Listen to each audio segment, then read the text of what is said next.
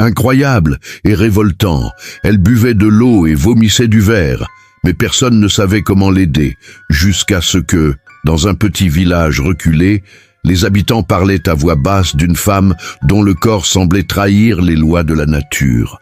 Chaque fois qu'elle portait un simple verre d'eau à ses lèvres, elle ressentait une douleur atroce qui déchirait sa gorge, comme si des lames invisibles la lacéraient de l'intérieur.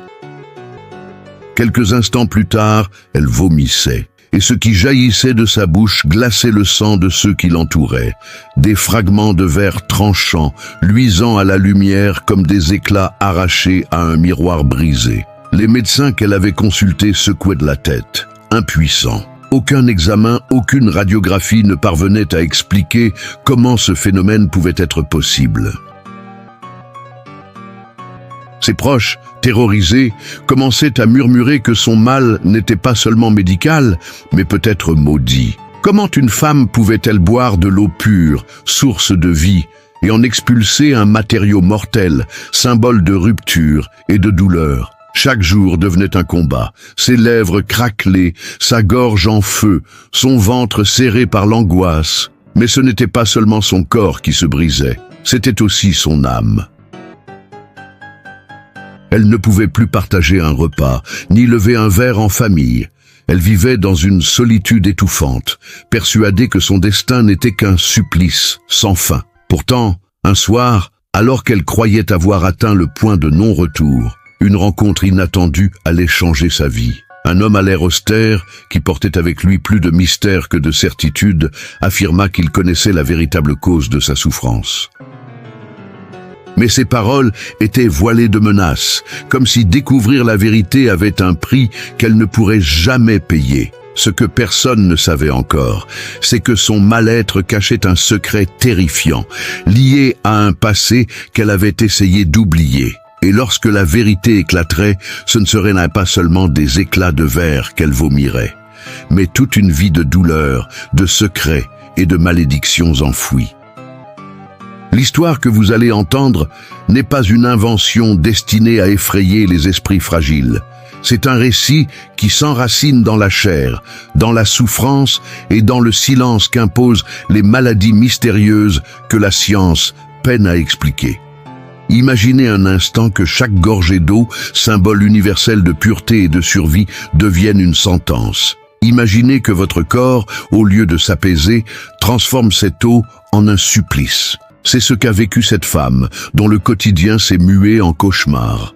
Ici, nous allons plonger dans une histoire où le médical se confond avec le surnaturel, où les faits tangibles laissent place au chuchotement d'un monde obscur. Ce récit n'est pas seulement médical, c'est une descente dans l'inconnu, une traversée des ténèbres de l'âme et du corps. Et ce que vous allez découvrir risque de hanter vos pensées bien après que la vidéo soit terminée. Avant que nous ne commencions cette plongée glaçante, je vous invite à vous abonner à cette chaîne, à aimer cette vidéo et à la partager. Votre soutien nous permet de continuer à raconter ces histoires incroyables, souvent ignorées, mais qui méritent d'être révélées. Et surtout, laissez un commentaire. Dites-nous depuis quel pays et quelle ville vous nous regardez. Votre présence, vos voix et vos expériences enrichissent cet espace de récits sombres et de vérités dérangeantes. Alors installez-vous, éteignez les lumières, laissez le silence vous envelopper et préparez-vous à découvrir l'histoire d'une femme dont chaque verre d'eau devenait un miroir brisé et dont le cri silencieux résonne encore dans les couloirs de l'inexplicable. Chapitre 1. Les premiers éclats. Elle avait 17 ans lorsqu'elle comprit que son corps n'était plus un allié, mais une prison. Tout commença une nuit d'été, alors que la chaleur étouffante l'avait poussée à boire un grand verre d'eau glacée. La fraîcheur devait l'apaiser, mais ce fut l'inverse. Une douleur fulgurante traversa sa gorge, comme si une lame s'y logeait. Elle tomba à genoux, suffocant, ses mains serrant convulsivement son cou.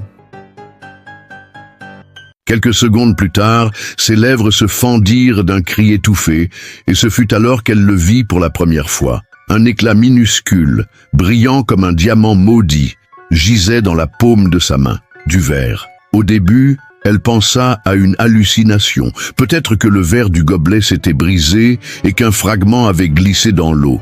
Mais elle savait que c'était faux. Le verre était intact, posé sur la table, scintillant sous la lumière de la cuisine. Ce qui se trouvait entre ses doigts provenait d'elle, de son corps, de ce gouffre secret qui commençait à s'ouvrir en elle. Les jours suivants, l'angoisse remplaça la soif. Chaque gorgée d'eau était devenue un pari dangereux, un défi qu'elle ne voulait pas relever. Mais la soif est une tyrannie implacable, et bientôt elle dut céder. Encore une fois, la douleur. Encore une fois, la gorge lacérée de l'intérieur. Et à nouveau, ces éclats luisants, expulsés dans une convulsion brutale, tombaient dans l'évier avec un bruit sec qui résonnait comme une sentence. Sa mère, témoin de l'épisode, poussa un hurlement. Elle crut d'abord que sa fille avait avalé du verre par accident, mais la vérité s'imposa dans une terreur glaciale. Le verre ne venait pas de l'extérieur. Il naissait en elle, il se formait quelque part entre sa gorge et son estomac, puis se brisait dans un vomissement cauchemardesque. Ce soir-là, la cuisine devint un théâtre de l'horreur, et le silence qui suivit fut pire que le cri. On l'emmena en urgence à l'hôpital. Les médecins, perplexes, pratiquèrent des examens, des radiographies, des prises de sang. Mais chaque image, chaque résultat ne montrait rien d'anormal. Son corps était normal. Aucun organe déchiré, aucun objet étranger. Pourtant, les fragments de verre étaient bien réels. Les infirmières, en les ramassant avec des gants, frémissaient en entendant le tintement froid dans les plateaux métalliques. La rumeur se propagea vite dans les couloirs de l'hôpital. Les patients chuchotaient qu'une jeune fille vomissait du verre. Certains parlaient de possession, d'autres d'un châtiment divin. Un médecin osa murmurer que ce n'était pas un cas médical, mais un cas pour le prêtre. Les mots se répandirent comme une ombre, ajoutant au malheur de la famille une honte diffuse, une peur de devenir un spectacle morbide. De retour chez elle, la vie devint une succession de silences lourds. Chaque fois qu'elle s'approchait d'un verre d'eau, son père détournait le regard, incapable d'affronter l'idée de ce qu'il allait voir. Sa mère priait à voix basse, comme pour conjurer le mal. Elle, enfermée dans sa chambre, fixait le miroir avec des yeux rougis et voyait déjà son reflet se fissurer, comme si son être tout entier se changeait en vitre prête à se briser. Les douleurs s'intensifiaient. Les fragments expulsaient, parfois accompagnés de sang, comme si chaque éclat tranchait son intérieur. Les nuits se transformèrent en cauchemars éveillés. Elle rêvait de milliers de miroirs éclatants autour d'elle, leurs pointes acérées s'enfonçant dans sa peau. Au réveil, la douleur était là, bien réelle, l'empêchant de respirer profondément. Un soir, alors qu'elle croyait perdre connaissance, elle entendit une voix derrière sa porte. Ce n'était ni celle de son père, ni celle de sa mère. C'était une voix grave, étrangère, qui parlait lentement, presque comme une incantation. « Ce n'est pas une maladie, c'est une dette », disait-elle. Elle se figea, le cœur battant, mais lorsqu'elle ouvrit la porte, il n'y avait personne. Le couloir était vide, baigné par l'ombre des lampes éteintes. Ce fut à cet instant qu'elle comprit que son mal n'était pas seulement une tragédie médicale, c'était une malédiction. Un secret ancien qui la liait à quelque chose d'invisible, quelque chose de plus sombre que la simple souffrance humaine. Et si les médecins ne pouvaient rien pour elle, peut-être que la vérité n'appartenait pas au monde des vivants. Chapitre 2. Les murmures dans la maison. Après la nuit où elle avait entendu cette voix derrière la porte, le silence de la maison changea de nature. Ce n'était plus le silence habituel d'une demeure assoupie, mais un silence chargé, comme si chaque recoin retenait son souffle. Les murs eux-mêmes semblaient écouter, attendant qu'elle prenne un verre d'eau pour s'emparer du bruit cruel de l'éclat de verre contre la porcelaine. Ses parents, incapables d'expliquer ce qui se passait, devinrent des fantômes vivants. Son père, autrefois robuste et sûr de lui, se levait désormais au milieu de la nuit pour vérifier les portes, comme si une menace extérieure pouvait entrer à tout moment. Sa mère priait, agenouillée, ses lèvres répétant sans fin les mêmes mots, implorant un Dieu qui semblait s'être retiré depuis longtemps. Mais ce qui la terrifiait le plus, ce n'étaient pas les éclats de verre ni la douleur. C'était cette sensation persistante d'être observée. Chaque fois qu'elle traversait le couloir, elle sentait un souffle glacé derrière elle, une présence qui ne se montrait jamais, mais qui s'imposait comme une ombre collée à sa peau. Parfois, elle se retournait brusquement, persuadée d'apercevoir une silhouette, mais il n'y avait rien. Rien que l'obscurité. Les voisins commencèrent à poser des questions.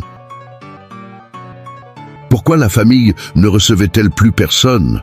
Pourquoi les rideaux restaient-ils toujours tirés, même en plein jour? Une femme du village osa dire à voix haute que la maison abritait quelque chose de mauvais. Les rumeurs enflaient, et bientôt, l'adresse de la famille devint un lieu que l'on évitait, comme si le mal pouvait se transmettre par simple proximité. Elle, recluse dans sa chambre, commençait à perdre le sens du temps. Les jours et les nuits se mélangeaient, et parfois, elle avait l'impression que la maison respirait autour d'elle. Les craquements du bois, les souffles du vent à travers les fissures, tout sonnait comme des murmures. Elle tendait l'oreille et, dans ce chaos sonore, distinguait parfois des mots, son nom, répété avec une lenteur insoutenable, comme une malédiction qui se nourrit d'elle. Les médecins étaient revenus. Cette fois, ils avaient amené des spécialistes, des appareils plus sophistiqués, des scanners, des endoscopies. Mais encore une fois, rien. Tout semblait normal. Le médecin le plus âgé, pâle comme un cadavre, avait murmuré à son père « Votre fille n'a pas besoin de nous, elle a besoin d'un prêtre ». Ces mots, pourtant simples, furent comme une gifle. La science reculait, laissant place à l'invisible. Ce fut alors qu'un homme apparut, pas un médecin, pas un prêtre, un étranger. Il frappa à la porte un soir d'orage, trempé de pluie, ses yeux noirs comme la nuit. Il disait savoir pourquoi elle souffrait et ses paroles eurent l'effet d'une brûlure glaciale. « Ce qui sort de sa bouche, dit-il, en désignant les éclats de verre, n'est pas du hasard, c'est la conséquence, une dette que quelqu'un a contractée avant elle. » Son père, furieux, le chassa. Mais elle, cachée dans l'ombre du couloir, entendit chaque mot et sut qu'il disait la vérité. Son cœur se mit à battre avec une force insupportable, comme si son corps entier rejetait cette révélation. Mais une partie d'elle savait déjà que sa souffrance n'était pas née de nulle part. Il y avait une racine, une origine enfouie. Et cette racine allait bientôt éclater à la surface. Cette nuit-là, elle rêva d'une table recouverte de verre brisé. Chaque fragment reflétait son visage, mais déformé, fissuré, multiplié à l'infini. Dans le rêve, une voix résonnait « Tu ne fais que payer ». Elle se réveilla en hurlant, les draps tachés de sang, sa bouche pleine de minuscules éclats qui coupèrent ses lèvres. Sa mère accourut, mais lorsqu'elle ouvrit la main pour montrer ce qu'elle avait expulsé, il n'y avait plus rien, juste du sang. Le doute commença à ronger son esprit. Était-elle folle? Était-ce son imagination qui matérialisait ses horreurs? Ou bien y avait-il vraiment quelque chose tapi derrière le voile de ce monde qui l'utilisait comme réceptacle? Ce qu'elle ne savait pas encore, c'est que les réponses allaient venir. Pas par la médecine, pas par la prière, mais par la terreur nue, par la vérité arrachée comme un cri dans l'obscurité. Chapitre 3. Le nom de la dette. L'orage revint comme une habitude mauvaise. La pluie martelait les tuiles, et chaque impact semblait dire son nom. Quand la maison plongea dans une brève coupure de courant, elle entendit de nouveau ce coup discret, 3 fois, sur la porte d'entrée. Quand elle l'ouvrit, il n'y avait personne, seulement l'odeur d'humus et une carte posée sur le paillasson, un papier trempé où un seul mot, écrit à l'encre noire, n'avait pas coulé. Saint-Maur. Elle serra la carte, sentit une pointe froide lui traverser la paume. Ce n'était pas une encre, c'était une poussière de verre. Elle monta au grenier pour fuir les murmures du couloir. Le bois craquait sous ses pas, libérant une odeur sèche de linge oublié. Dans un coin, un vieux coffre aux ferrures noircies attendait, barré d'un cadenas qui se contenta de céder sous un coup de marteau. À l'intérieur, des papiers reliés par une ficelle rouge, une photographie sépia d'une verrerie où brillait un nom effacé par le temps et une broche ovale où l'on devinait un blason au reflet de mica. Elle lut le timbre sous la photo. Fonderie Delmas. Son nom de famille attaché à un four. Sous la pile, une lettre pliée 4 fois, papier mince, écriture retenue, presque honteuse. Elle lut à voix basse, et sa voix trembla comme si elle prononçait un interdit. À celle qui naîtra avec la gorge de pierre, je t'écris parce que les hommes se taisent, et que les murs répètent. Nous avons pris l'eau d'autrui et façonné des fenêtres pour des maisons qui ne nous appartenaient pas. On dit que le verre est clair. En vérité, il garde tout ce qu'on lui fait voir. Signé, Élise Delmas, son arrière-grand-mère. La lettre racontait l'année 1947, la reprise après la guerre. Les fours rallumés trop tôt, les mains brûlées, le sable mal tamisé. Une ouvrière, Mireille Weiss, avait été accusée de détournement de matière, parce que des sacs de sable manquaient quand la rivière voisine s'était mise à baisser anormalement. Armand, mon mari, n'a pas cherché. Il a fait verser une poignée de sable brûlant sur sa langue et l'a forcée à boire au bassin pour rincer le mensonge. Elle a saigné, elle a juré, elle a dit que nos enfants boiraient le reflet de ce que nous avions fait avaler. Les mots mordaient. Nous avons détourné le cours d'un ruisseau, poursuivait Élise, pour alimenter les tours de refroidissement. Le puits du hameau s'est tari. On nous a suppliés, on a fermé la grille. L'eau est entrée chez nous et le vide est allé chez eux. Elle tourna la page, les doigts coupés par un bord trop net. Mireille a maudit l'eau, pas le feu.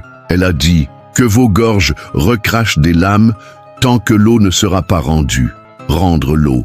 Le mot vibra comme un ordre ancien. La dette avait un verbe. Le silence du grenier se fit dense, habité. Elle entendit sous la pluie un autre ruissellement, plus profond, comme une rivière souterraine qui remuait la maison par en dessous.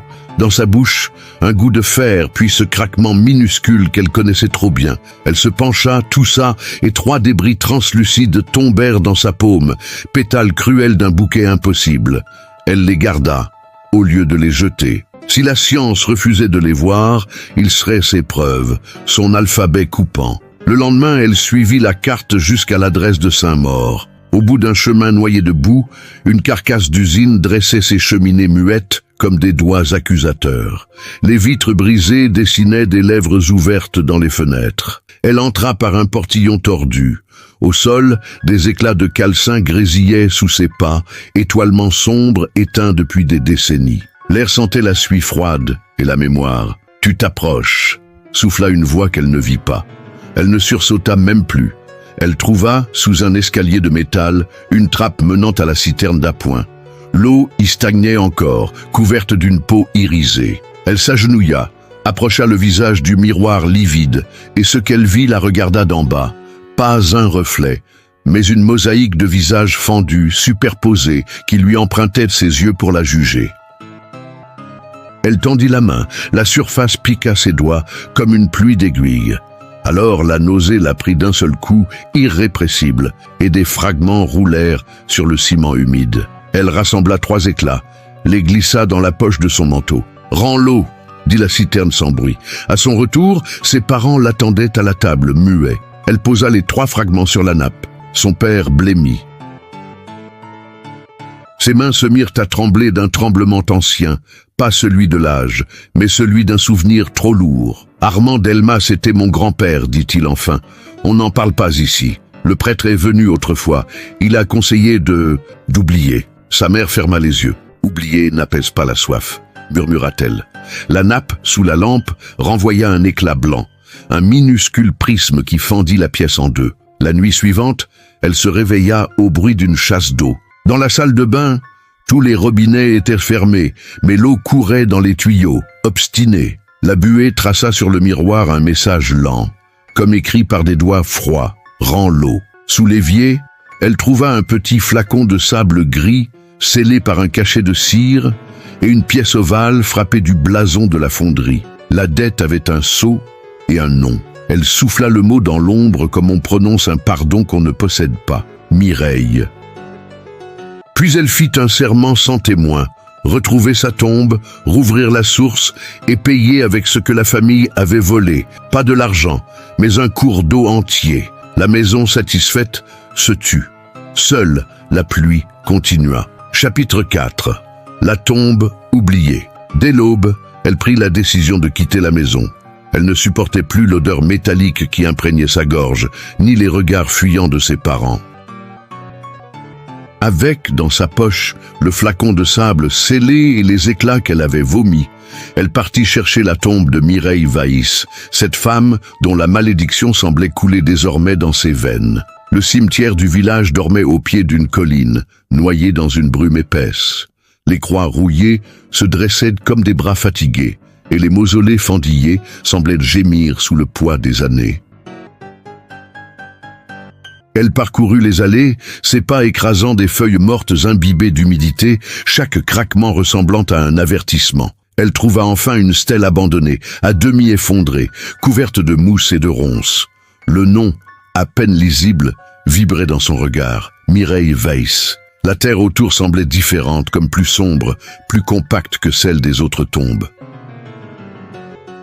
Elle s'agenouilla et au moment où ses doigts effleurèrent la pierre, un frisson glacé traversa sa colonne vertébrale. Un murmure s'éleva, porté par le vent. « Tu as ma douleur dans ton sang, tu porteras ma soif tant que la rivière restera volée. » La voix était si proche qu'elle crut voir une silhouette derrière elle, mais lorsqu'elle se retourna, il n'y avait que le brouillard qui serpentait entre les tombes, dessinant des formes humaines qui se dissipaient aussitôt.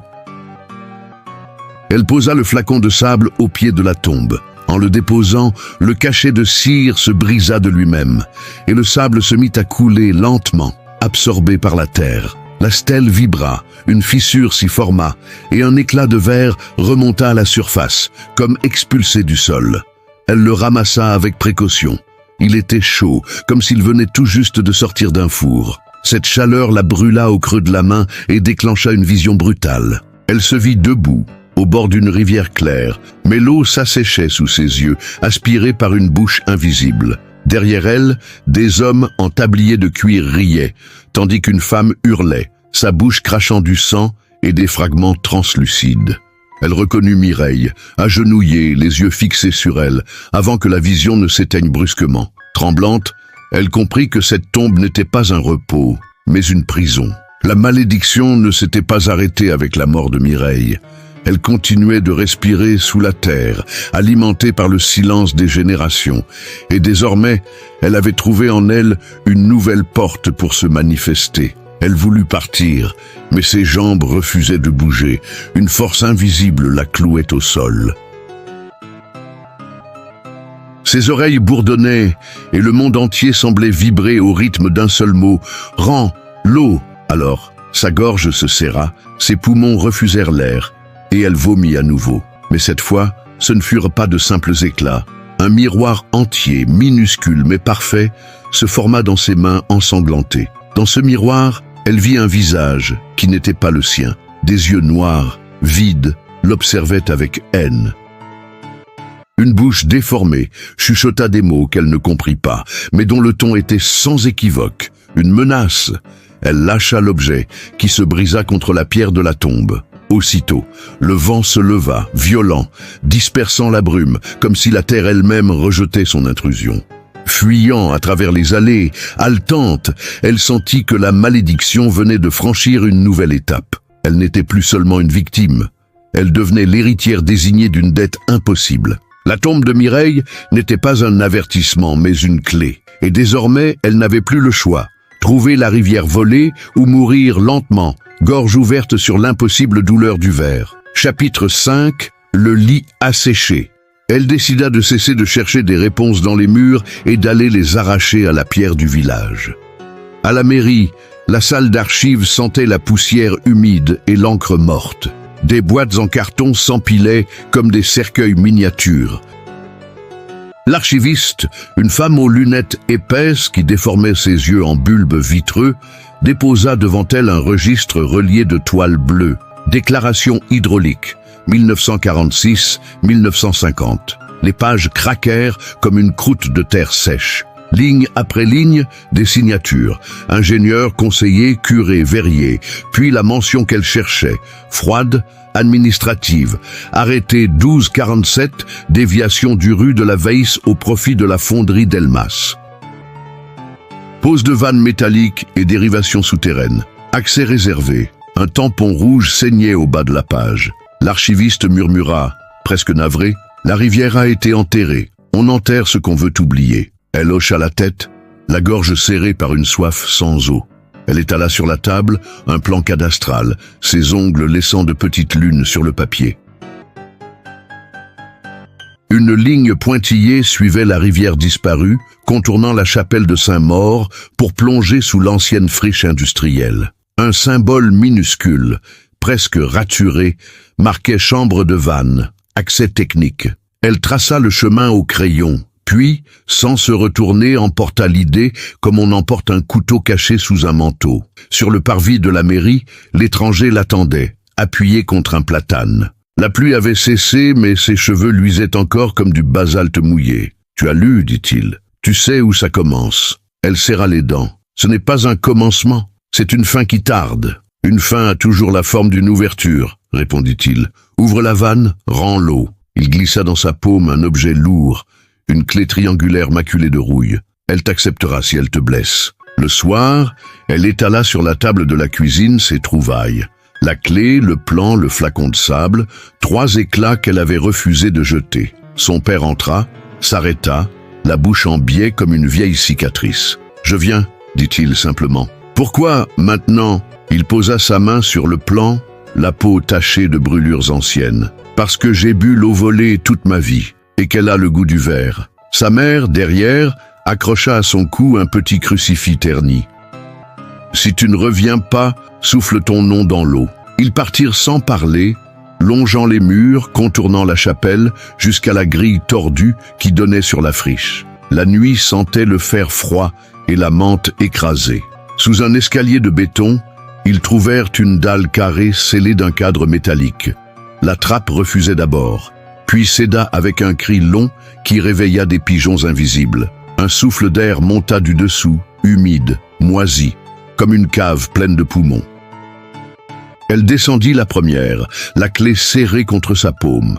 Le couloir était bas, voûté, tapissé d'un salpêtre qui brillait faiblement, comme une voie lactée enterrée. L'eau baveuse courait en filet le long d'une rigole, et la pierre suintante reflétait leurs lampes en éclats laiteux. Au fond, un pupitre de fonte rougissait d'oxydation, orné du blason d'Elmas. Au centre, l'empreinte d'une clé triangulaire attendait depuis un demi-siècle. Elle l'inséra. Une douleur fulgurante remonta de la paume à son épaule. La clé, rugueuse, mordait sa peau. Une goutte de son sang tomba sur le métal et se répandit en filaments comme des veines retrouvées. Elle tourna. D'abord un refus, grincement de bête prise dans un piège, puis un craquement net suivi d'un frisson parcourant la galerie. L'eau, vexée, hésita, palpita, puis s'engouffra d'un coup dans le conduit, comme si elle reprenait d'un seul jet tous les pas perdus. Les parois vibrèrent, le salpêtre se mit à pleurer en gouttelettes fines. Elle sourit, prête à crier de soulagement, et c'est là que sa gorge se contracta. Une nausée plus dure que toutes les autres la plia en deux. Ce qu'elle vomit ne tinta pas sur la pierre. Cela chanta. Un long fragment, limpide, taillé comme une lame de cloche, tomba, bondit, se fichant dans la boue. Elle haleta, les yeux noyés de larmes. Le père ramassa le morceau, le leva contre la lampe. À l'intérieur du verre, figé, un filigrane palpitait. Une silhouette de femme, main ouverte, debout dans un courant. « Mireille !»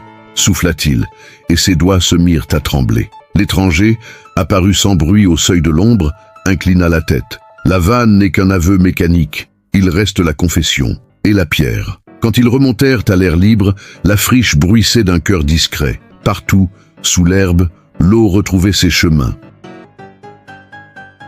Mais la chapelle, au loin, restait muette, les vitraux noirs comme des yeux cousus. L'étranger désigna la pente vers le vallon. Le lit de la Veïsse est encore étouffé par la digue basse, dressée en 47, derrière la chapelle. Sans elle, l'eau s'éparpille et se perd. Avec elle, elle pourrit, brise la pierre. Elle ferma la main sur la clé, sentant la morsure des dents rouillées. La nuit avait changé de souffle, elle aussi. Il ne s'agissait plus de survivre à la malédiction, mais de finir ce que les morts avaient commencé, rendre l'eau, pierre après pierre, jusqu'à ce que la rivière puisse dire son nom. Chapitre 6, la digue de sang. Le chemin vers la chapelle serpentait entre des ronces épaisses et des pierres disjointes. La lune, basse et malade, allongeait leurs ombres sur le sol, comme si elles étaient déjà des spectres en marche. Chaque pas semblait les rapprocher, non pas d'un lieu, mais d'un jugement. Son père avançait en silence, la clé triangulaire serrée dans sa main, ses phalanges blanchies. Elle, au contraire, sentait chaque inspiration devenir un fardeau, comme si l'air se gorgeait de vers invisibles, prêt à lui lacérer la gorge.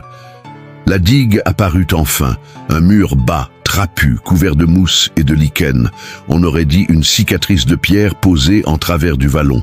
Derrière, une eau stagnante, lourde, reflétait la lune en un cercle sale. Devant, le lit de la rivière s'étendait à sec, craquelé comme une peau brûlée. C'était là, le cœur de la malédiction, une blessure infligée à la nature elle-même, maintenue ouverte depuis des décennies. Elle posa sa main sur la pierre. Une vibration sourde, presque un battement la traversa. Elle comprit aussitôt que cette digue n'était pas qu'un obstacle matériel. C'était une sépulture, nourrie de sang, de prières étouffées et de secrets. Les Delmas avaient enterré la rivière, mais aussi l'âme de ceux qu'ils avaient sacrifiés pour la détourner. La pierre, saturée de haine, vivait encore. L'étranger s'approcha, ses yeux fixés sur elle. Briser la digue, ce n'est pas seulement rendre l'eau, dit-il, c'est libérer ce qui a été enfermé avec elle. L'eau emporte tout, les bénédictions comme les malédictions. Son père grogna, alors qu'elle emporte tout, même nous, s'il le faut. Sa voix était rauque, mais ses yeux trahissaient une peur ancienne, héritée des générations coupables. Ils commencèrent à frapper la pierre avec une masse trouvée sur place. Chaque coup résonnait comme un glas. Des éclats s'envolaient et dans l'air, un souffle montait plus froid à chaque impact. Elle, entre deux frappes, sentit sa gorge se resserrer puis céder dans un spasme violent. Elle vomit à nouveau, mais cette fois, les éclats se mêlaient à des filets rouges, et chaque fragment résonnait d'un tintement aigu, comme une note de verre dans une symphonie maudite. Son père s'arrêta net, tremblant. « Assez, tu ne tiendras pas !» Mais elle le repoussa, ses mains ensanglantées, serrant les pierres fendues. « Si je m'arrête, je meurs ici, maintenant !» Elle sentait que sa chair devenait le prolongement de la malédiction. À chaque coup porté contre la digue, elle libérait autant qu'elle détruisait en elle. Le sang coulait de ses lèvres, mais ses yeux brillaient d'une lueur implacable.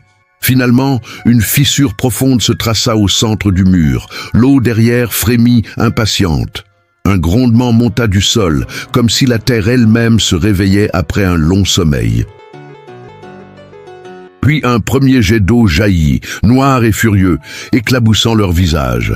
La digue commença à trembler sous leurs pieds et le murmure qu'elle entendait depuis des semaines devint un cri assourdissant. « Rends l'eau !» La fissure s'élargit.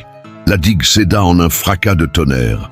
L'eau s'engouffra dans le lit asséché avec une violence sauvage, balayant les pierres, réveillant la vallée.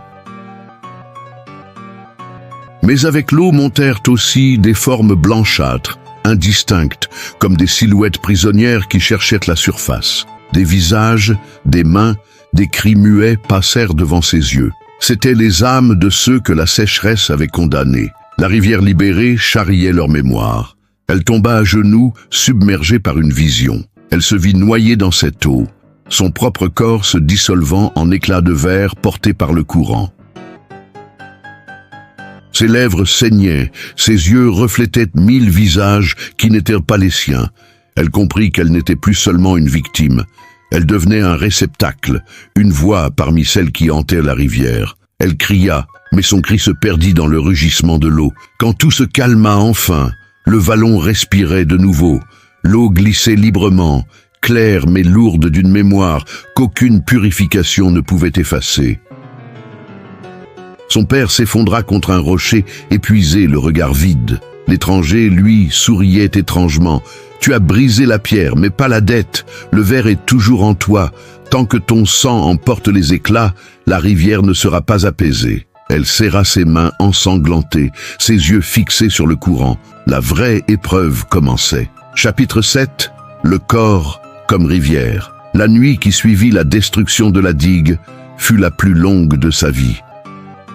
Dans sa chambre, le bruit de la rivière libérée ne cessait de résonner, bien qu'elle se trouvât à plusieurs kilomètres du vallon. C'était comme si le courant coulait désormais en elle, chaque battement de son cœur reproduisant la pulsation de l'eau retrouvée. Mais avec cette musique fluide venait une douleur nouvelle, plus sourde, plus profonde, comme si ses organes se remodelaient en pierre et en cristal. Devant le miroir de sa chambre, elle entr'ouvrit la bouche. Sa langue portait de fines stries, pareilles à des fissures de verre. Quand elle toucha sa joue, un craquement se fit entendre, imperceptible mais réel, comme le bruit d'un glaçon qui se fend. Son corps n'était plus seulement une victime de la malédiction, il devenait le réceptacle de la rivière, le lit charnel où s'écrivait la vengeance de Mireille. Son père entra brusquement, l'air hagard. Ses yeux avaient pris une lueur vitreuse et sa respiration était tachée. « J'ai bu », murmura-t-il. Sur ses lèvres, des reflets cristallins apparaissaient déjà. Il avait goûté à l'eau libérée, croyant peut-être trouver le pardon. Mais l'eau n'apportait pas la paix, elle transportait la mémoire, et quiconque la buvait héritait de la malédiction. « C'est moi, pas toi », balbutia-t-il avant de s'effondrer, sa bouche crachant une pluie d'éclats minuscules. Elle hurla, mais aucun son ne sortit. Sa gorge vibrait, bloquée, saturée de morceaux invisibles. Elle se plia en deux, ses ongles entaillant sa peau, et vomit à son tour. Ce qui sortit cette fois n'était pas seulement du verre, c'était une eau rouge, chargée d'éclats, qui se répandit sur le plancher en formant une mare tremblante. Dans cette mare, elle vit son reflet se multiplier à l'infini, chaque visage éclaté en milliers de fragments. Alors, une voix monta de cette eau, claire et implacable. « Tu es le fleuve maintenant. Ce que tu rends ou retiens décidera du prix. » Elle recula, terrifiée, mais l'eau la suivait, comme attirée par ses pas, formant un sillon humide jusque sous son lit. Elle comprit qu'il n'y aurait plus de distance entre elle et la malédiction. Elle l'habitait, elle coulait dans ses veines. Elle se levait avec elle dormirait avec elle. Sa mère, en entendant le vacarme, entra dans la chambre. Ses yeux s'écarquillèrent à la vue du sol inondé de ce liquide étrange. Elle porta la main à sa bouche et tomba à genoux. « C'était vrai », balbutia-t-elle. Dans son regard, il n'y avait pas seulement de la peur, mais aussi une sorte de résignation, comme si elle avait toujours su que ce jour viendrait. Elle serra la main de sa fille et murmura « Ta gorge est la rivière, et une rivière, ça ne s'arrête pas. » Cette nuit-là, elle ne dormit pas. Chaque fois qu'elle fermait les yeux, elle se voyait transportée dans un courant violent, son corps flottant au milieu de cadavres de verre. Les visages de ceux qui étaient morts de soif autour de la digue la fixaient, bouche ouverte, gorge éclatée. Certains la suppliaient, d'autres l'accusaient. Elle se réveillait en sursaut, mais la douleur restait la même, plantée dans sa gorge comme un clou incandescent. Au matin, l'étranger revint. Il entra sans frapper, comme si la maison lui appartenait désormais. Ses yeux brillèrent en voyant le corps du père, inerte, la bouche constellée d'éclats. « Le fleuve prend ce qu'on lui doit, » dit-il calmement. Puis il se tourna vers elle. « Mais il veut plus, il veut justice. Et la justice réclame un témoin vivant, toi. » Ses paroles étaient comme des pierres jetées dans sa poitrine. Elle comprit qu'il ne parlait pas de survie, mais d'un sacrifice plus vaste. Il lui montra alors une coupe ancienne, en étain terni, qu'il portait dans un sac. À l'intérieur, une eau claire miroitait, bien différente de celle de la rivière. « C'est l'eau d'avant, dit-il. L'eau volée, conservée en secret. Bois et tu verras le commencement. Mais sache qu'une fois bu, il n'y a pas de retour. » Elle hésita, ses lèvres tremblant, mais la soif en elle était si dévorante qu'elle prit la coupe et la vida d'un trait. Le liquide entra dans sa gorge comme une brûlure glacée. Ses yeux se renversèrent, son corps convulsa. Autour d'elle, les murs disparurent. Elle était ailleurs, projetée dans un temps qu'elle n'avait jamais connu. Devant elle, la verrerie d'Elmas flamboyait, ses fours rougeoyants, et les hommes riaient autour d'une femme agenouillée qu'ils forçaient à boire au bassin. Mireille. Elle vit la scène entière, entendit ses cris, sentit sa gorge saigner comme si c'était la sienne. Et au moment où Mireille leva les yeux vers elle, une phrase s'inscrivit dans son esprit comme un fer brûlant. « Ce que tu as vu, tu devras le payer. » Chapitre 8. Le témoin de la malédiction. Quand la vision s'éteignit, elle s'effondra sur le plancher, la coupe vide renversée à ses côtés. Ses poumons brûlaient, sa gorge saignait encore, et dans ses oreilles résonnait l'écho des cris de Mireille. Elle savait désormais ce que les générations avaient refusé de voir. La malédiction n'était pas une rumeur, mais un héritage, gravé dans l'eau volée, scellé dans chaque goutte. Elle n'était plus seulement une victime, elle était devenue l'œil de la mémoire, condamnée à porter le témoignage de ce crime. L'étranger l'observait sans bouger, les mains jointes derrière le dos. Son regard n'était ni compatissant ni cruel, mais il portait la froideur d'un juge. « Tu as vu, dit-il, et celui qui voit doit parler. » Elle trembla. Parler signifiait répandre la vérité, mais comment ? Chaque mot de sa bouche se transformait déjà en éclats de verre. Son silence la protégeait, mais il nourrissait la dette. Son choix était impossible, se taire et mourir lentement ou parler et condamner les siens. Sa mère s'approcha, ses yeux fatigués baignaient de larmes. « Dis-le, ma fille, même si ta voix se brise, dis-le, il n'y a plus rien à cacher. » Elle caressa ses cheveux trempés de sueur et ajouta d'une voix éteinte, « Nous avons bu l'eau volée, nous avons fermé les yeux. Si tu dois être le témoin, sois-le pour nous aussi. » Ces mots, pleins de résignation, furent comme une clé qui déverrouilla sa gorge. Elle se leva, vacillante, et marcha jusqu'au miroir fissuré au mur. Elle se contempla longuement, puis ouvrit la bouche. Les premiers sons sortirent en chuintements, comme si le verre se broyait entre ses cordes vocales. Mais peu à peu, les mots s'articulèrent. Elle raconta ce qu'elle avait vu. La verrerie, la violence, Mireille contrainte de boire, la malédiction jetée. Chaque mot tombait dans la pièce comme un éclat sanglant, et le sol se couvrit de fragments translucides. À mesure qu'elle parlait, la maison trembla, les murs exsudèrent de l'eau, les fissures laissèrent couler des filets glacés, le plafond grinça, et des éclats minuscules tombèrent comme une pluie de verre. L'air vibrait de colère, mais aussi de soulagement. Le silence de plusieurs générations était enfin rompu. La vérité s'exhalait par sa gorge, douloureuse mais irréversible. Son père, inerte jusqu'alors, remua faiblement. Ses lèvres fendues murmurèrent le nom de Mireille. Dans ses yeux voilés, une lumière brève s'alluma avant de s'éteindre définitivement. Son corps se détendit, mais autour de lui, le sol s'assombrit, comme si la maison elle-même avalait son dernier souffle. Elle comprit que son père était parti avec la dette encore sur lui, incapable de la solder. L'étranger s'inclina légèrement. Le témoin a parlé. Mais la rivière n'écoute pas les mots seuls. Elle réclame un acte. Il posa sur la table un fragment taillé, plus large que les autres, presque comme une lame de verre pur. Ce qui a été versé par la force doit être rendu par la force.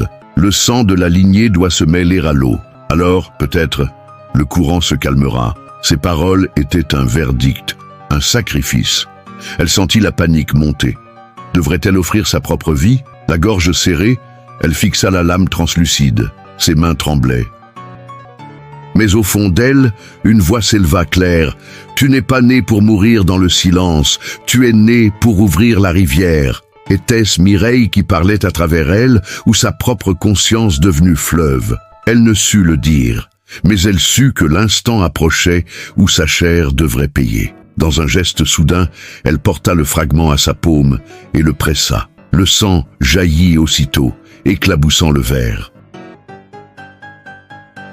Les gouttes tombèrent sur le sol et à chaque impact, un murmure s'élevait. Des voix d'enfants, de femmes, d'hommes morts de soif qui semblaient enfin boire à travers elle. La douleur était insupportable, mais dans son cri, il y avait aussi une délivrance. Son sang devenait rivière. La pièce entière fut envahie d'un grondement, les vitres éclatèrent, laissant entrer un vent glacé. L'eau jaillit des murs, se mêlant à son sang, ruisselant en torrent incontrôlable. Elle s'effondra, inondée par cette fusion impossible entre son corps et la malédiction. Avant de perdre connaissance, elle vit l'étranger se pencher vers elle. Ses yeux noirs brillaient d'une étrange satisfaction. « Tu as commencé le paiement, mais la dette n'est pas encore éteinte. » Chapitre 9. Le prix du fleuve. Lorsqu'elle reprit conscience, la maison n'existait plus. Elle était allongée sur un sol détrempé, ses vêtements collés à sa peau par un mélange d'eau et de sang. Autour d'elle, les murs avaient cédé, remplacés par une plaine inondée où le courant semblait naître de son propre corps. Chaque respiration faisait jaillir une vague. Elle comprit qu'elle n'était plus une simple habitante de cette vallée. Elle en était devenue la source. Sa mère gisait à quelques pas, ses yeux ouverts vers le ciel. Vivante, mais figée dans une sorte de transe, ses lèvres bougeaient lentement, répétant une prière inaudible. Dans ses mains jointes, elle serrait un éclat de verre qui luisait comme une hostie maudite. Elle semblait prête à l'avaler, comme pour partager le fardeau de sa fille. Elle courut vers elle et arracha l'éclat avant qu'il ne touche sa langue. « Non, maman, c'est moi que la rivière veut. » L'étranger se tenait au bord de l'inondation, silhouette immobile, ses vêtements secs malgré les torrents. Sa voix s'éleva, puissante, résonnant au-dessus du fracas de l'eau. Chaque dette a un prix. Chaque malédiction demande un sacrifice. Tu as parlé, tu as saigné, mais il reste un pas. Donner ta vie ou donner un autre sang. Ses yeux brillaient d'une intensité glaciale. La rivière ne choisit pas, c'est toi qui dois choisir. Son cœur battait à rompre. Donner sa vie. Son corps était déjà un lit de verre, une gorge éclatée à chaque mot. Mais condamner quelqu'un d'autre? Elle pensa à sa mère, agenouillée, fragile, prête à s'offrir. Non. Ce n'était pas son rôle de transmettre encore la malédiction. C'était le sien, hérité malgré elle. Elle serra le fragment de verre que l'étranger avait laissé et sa main se coupa une nouvelle fois. Pourtant, une idée la traversa, violente comme l'éclair. Et si la dette pouvait être réglée autrement? Et si, au lieu de se sacrifier, elle rendait le sang à la rivière elle-même? Pas celui d'un innocent, pas celui d'une victime, mais celui de l'eau souillée qui coulait encore en elle. Elle sentit au plus profond de sa chair que le fleuve attendait ce geste, comme si Mireille elle-même guidait ses pensées. Elle s'avança jusqu'au centre du courant, là où l'eau se creusait en un gouffre sombre. Les éclats qu'elle avait vomis flottaient autour d'elle, scintillant dans la nuit comme des lucioles tranchantes. Elle leva les bras, ouvrit la bouche, et cette fois ne chercha pas à retenir la douleur. Elle expulsa tout ce que son corps contenait, verre, sang, eau, souvenir. Un torrent jaillit d'elle, se mêlant au fleuve dans une explosion de lumière rouge et blanche. Le cri qui sortit de sa gorge n'était plus le sien. C'était celui de Mireille, celui des enfants morts de soif, celui des femmes humiliées, celui des ouvriers brisés. Un cœur de douleurs anciennes se libérait à travers elle. Le courant gonfla, rugit, et pour la première fois, elle sentit que la rivière ne réclamait plus. Elle remerciait. La malédiction s'accomplissait non par la mort d'un seul, mais par la restitution de tous. Mais ce don avait un prix terrible. Son corps, vidé, commença à se fissurer comme une poterie trop fragile. Sa peau se craquelait, ses bras se zébraient de lignes lumineuses. Elle comprit qu'elle n'aurait plus longtemps l'apparence d'une chair humaine. Elle devenait fleuve, littéralement. Ses jambes s'enfonçaient déjà dans l'eau, comme si elles se dissolvaient dans le courant. Sa mère cria son nom, mais l'eau recouvrit sa voix. L'étranger leva la main en signe d'adieu, ou peut-être de victoire. Elle n'avait plus la force de savoir. Ses derniers instants d'humanité furent emplis d'une seule certitude. La dette avait enfin été payée. Pas par la mort d'un innocent, mais par la transformation d'une vie en passage. Elle ne mourait pas, elle changeait d'état. Elle devenait ce que la rivière exigeait depuis toujours, son témoin éternel. Ses yeux se fermèrent. Quand ils se rouvrirent, elle ne voyait plus le monde comme avant. Elle voyait à travers le courant, à travers les reflets. Elle voyait le passé et l'avenir se mêler dans chaque goutte. Elle était eau, mémoire, vengeance et pardon. Mais une pensée glaçante persista. Si elle devenait le fleuve, qui parlerait encore aux hommes, qui raconterait ce qu'elle avait vu? Car une malédiction tue, mais une vérité tue aussi lorsqu'elle n'a pas de voix pour la porter. Chapitre 10. La voix de l'eau. Le matin se leva sur un village transformé. Là où la terre était craquelée, la rivière coulait à nouveau, vive, bruyante, comme si elle n'avait jamais cessé de respirer. Les habitants sortirent de leur maison, attirés par le grondement. Ils regardaient avec stupeur ce miracle, mais personne n'osait s'approcher de l'eau. Le fleuve reflétait une lueur étrange, trop claire, presque blessante. Car ce n'était pas seulement de l'eau, c'était une mémoire vivante, chargée de sang et de verre. Dans le courant, elle flottait. Son corps n'était plus un corps, mais une silhouette mouvante, translucide, comme sculptée dans une matière liquide et brillante. Ses yeux, autrefois humains, ressemblaient maintenant à deux miroirs où chacun voyait ses propres fautes. Les villageois, effrayés, reculèrent. Ils reconnaissaient son visage, mais savaient que ce n'était plus elle. Elle était devenue le fleuve. Sa mère tomba à genoux au bord de l'eau, les mains tendues vers elle. « Ma fille !» Sa voix tremblait. Dans le reflet, elle vit les lèvres de sa fille s'animer. Mais au lieu de mots, ce fut un murmure liquide, comme si le fleuve parlait à travers ses vagues. « Je suis encore là, mais je ne suis plus à vous. » Les larmes de la mère se mêlèrent aux gouttes glacées qui éclaboussaient la berge. L'étranger s'avança, seul à ne pas craindre le courant. Ses pas ne semblaient pas troubler la terre humide. « Elle a choisi, dit-il aux villageois. Elle a payé pour vous tous. Mais souvenez-vous, si vous détournez encore, si vous volez encore, l'eau reprendra ce qu'elle a donné. » Ces paroles résonnaient comme une menace éternelle, et aucun homme n'osa répondre. Le courant s'intensifia. Des éclats translucides remontèrent à la surface, dérivant comme des pétales coupants. Chaque fragment renvoyait des images. La verrerie en flammes, les visages des ouvriers, Mireille agenouillée, les prières étouffées. Les villageois comprirent qu'il s'agissait d'un avertissement. La rivière portait désormais en elle une archive de leurs crimes, et cette archive ne pourrait jamais être effacée. Sa mère, refusant de céder au désespoir, plongea ses mains dans l'eau. Elle sentit une morsure glaciale, mais tint bon. Alors, une chaleur douce la traversa. La voix de sa fille résonna dans son esprit. « Maman, ne me pleure pas, je suis libre. Et toi, reste vivante pour raconter. » La mère sanglota, mais hocha la tête. Elle avait trouvé sa mission, être la voix humaine de la rivière. Les jours suivants, le village vécut dans une tension étrange. Certains vinrent déposer des fleurs sur la berge, d'autres laissèrent des bougies, priant pour le pardon. Mais chaque fois qu'un bouquet touchait l'eau, il se fanait aussitôt, comme si le fleuve refusait les offrandes inutiles. Ce qu'il voulait, ce n'étaient pas des gestes de façade, mais des vies changées. Une nuit, alors que le village dormait, la rivière chanta. Pas un chant apaisant, mais un grondement sourd, traversé de voix anciennes. Ceux qui écoutèrent purent entendre leurs propres secrets murmurés par le courant. Certains fuirent, incapables de supporter ce miroir. D'autres tombèrent à genoux, demandant pardon. La malédiction n'était pas brisée, elle avait simplement changé de forme. L'étranger disparut sans laisser de traces. On dit qu'il avait accompli son rôle et qu'il ne reviendrait plus. Mais certains jurèrent l'avoir vu des semaines plus tard, marchant le long d'un autre fleuve, dans un autre pays. Peut-être était-il le gardien de toutes les eaux maudites, voyageant de vallée en vallée pour rappeler aux hommes que l'eau n'oublie jamais.